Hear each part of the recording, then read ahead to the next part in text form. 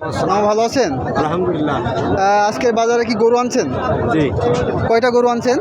গরু আনছে 7টা। 7টা। বেচা কিনা কি হয়েছে? বেচাকেনা 2 পিস গরু বেচছে। ও, আজকে হাটের অবস্থা কেমন? ভালো না ভাই।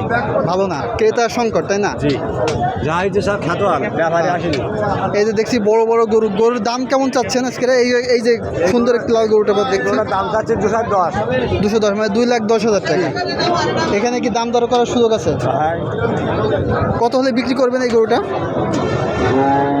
85 হলে বেচবো ভাই। 1,85,000 টাকা, তাই না? আমি যদি 85 বলি, ওরা বলবো 60,000। হ্যাঁ হ্যাঁ হ্যাঁ। এই জন্যই দাম একটু বেশি বলছে। আসলে হাটের অবস্থা খুব একটা ভালো না, ভালো না ভাই।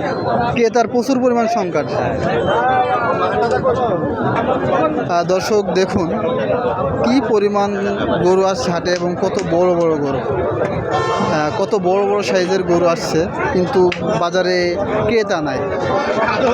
এটা ব্যাপারীদের ক্ষোভ যে বাজারে কুরবানি হাট হিসেবে বাজারে তেমন ক্রেতা নাই। এটা ব্যাপারীরা নানা রকম